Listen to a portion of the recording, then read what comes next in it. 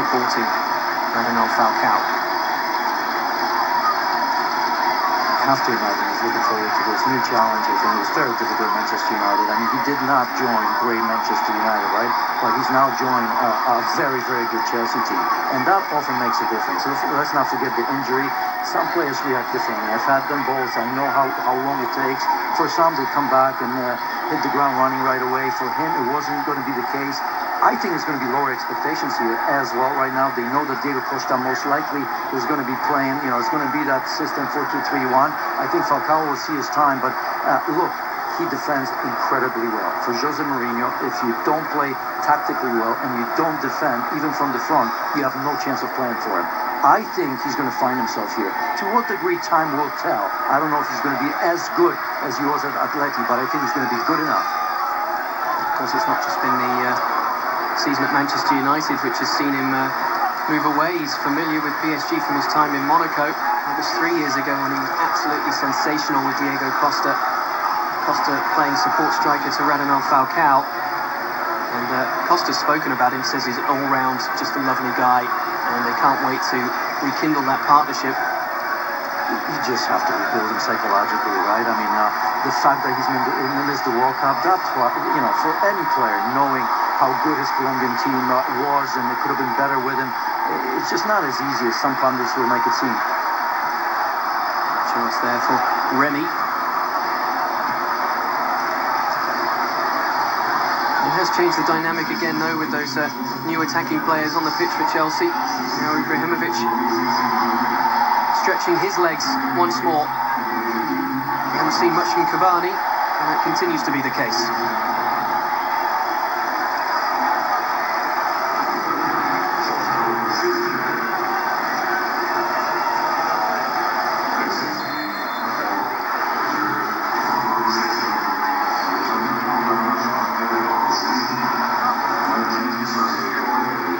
Cuadrado is getting ready to replace Eden Hazard.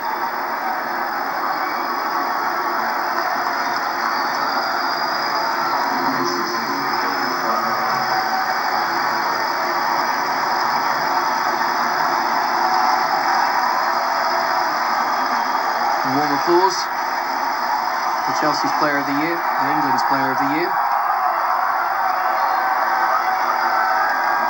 A chance for Juan Cuadrado to prove that he has what it takes.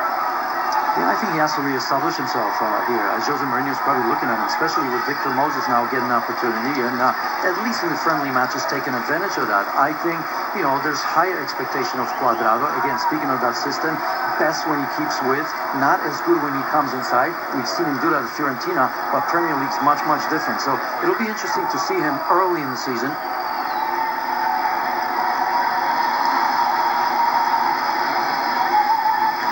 Changes so far for Chelsea, make it 6 for Paris Saint-Germain.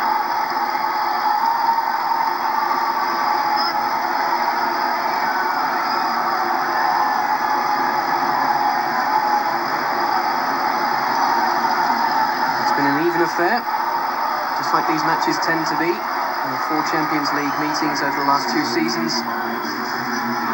A winner piece, that was in the first seasonal meeting, which saw Chelsea progress on away goals, and in the second seasonal meeting, both matches produced draws with Paris Saint-Germain progressing on away goals. And we had the draw by this same scoreline in New York a few years ago in pre-season. We're left with it at this stage with 15 minutes left, once again in Charlotte, North Carolina. A reminder that if it goes to 90 minutes, the score level, we will directly have a penalty shootout.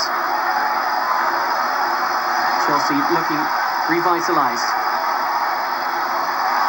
Falcao made space for himself. And Marquinhos getting in the way.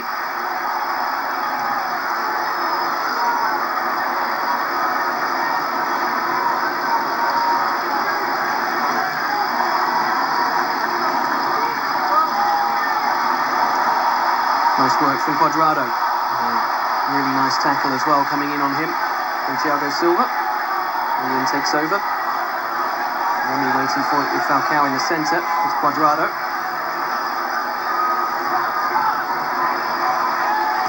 Ivanovic. A little bit something special.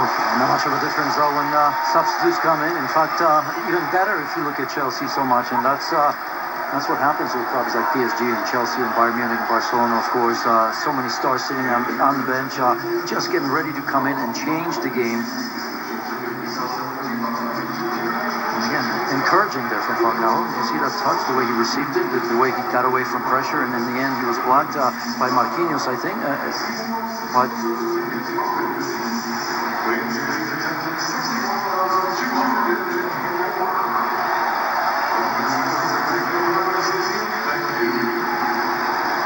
Laurent Blanc clearly wants to keep most of his first teamers out there, and likewise with Mourinho introducing a lot of first team players too. You can see all of those changes about to happen for Blanc to undermine what I just said. Well, I think with every game you want to increase the workload of some players, right, to get you ready for the season, but you're still going to make changes. And here's a chance for Cuadrado, trying to break the back line. And held up momentarily.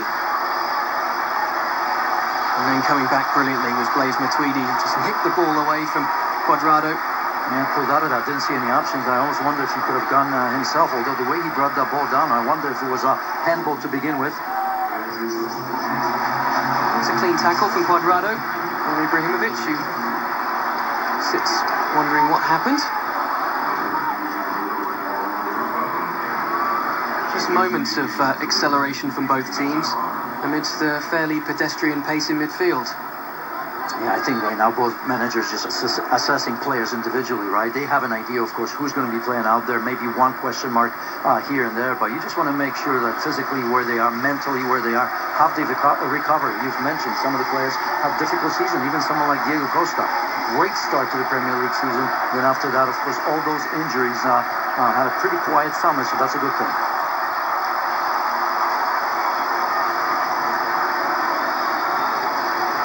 Oscar Ivanovic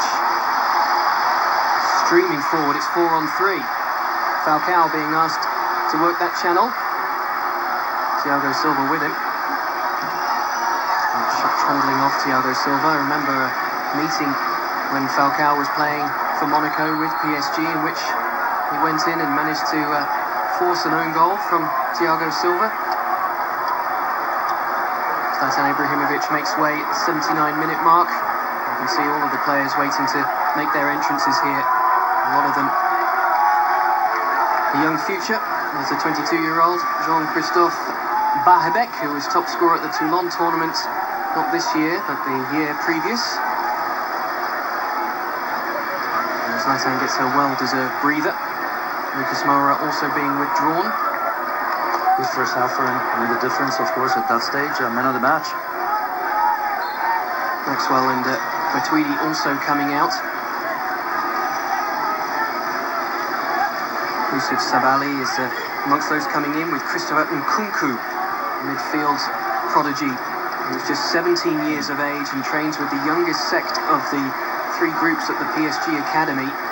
He is some prospect. A very, very successful tour for him. He's played quite a bit in the first two matches, of course, and keep an eye on him, not just because he's 17, but because how talented he is. More central now in this game. Was playing on the right-hand side in the first two matches, so at least his starting position was there. You can see him there with the number 33 shirt. Just caught a nice close glimpse of him as well. Only two players have not been used now by Laurent Blanc out of his full squad here.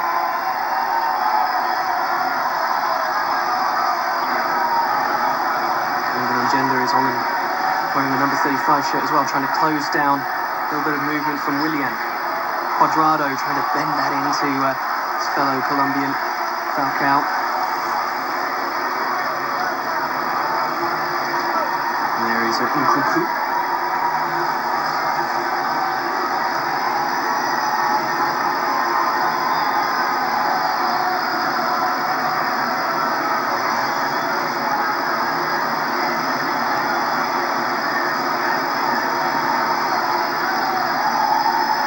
Oscar. Final 10 minutes, PSG 1, Chelsea 1. The real question with all of these changes, does anyone have it within them to win it? Well, they're trying now. It's a different second half, that's for sure. Sometimes changes make it more difficult for players in terms of forming partnerships as well, and it changes the rhythm of the game, of course. But it's been a little bit better. I think both sides are looking now to get the winner. As I've mentioned, it may just be psychological here. Coaches have a funny way of bringing some of these games, the positives of these games, later on in the season when it matters. And it could be just an individual, right? Says, hey, remember how you played against so-and-so. I thought you had a great night. You can do it again. I expect you to do the same. And those are little small messages that none of us know, but especially a manager like Jose Mourinho will use down the road. Cavani was almost off to the races there through the centre. Just down that far side. And they've earned themselves a corner here, thanks to Bajek.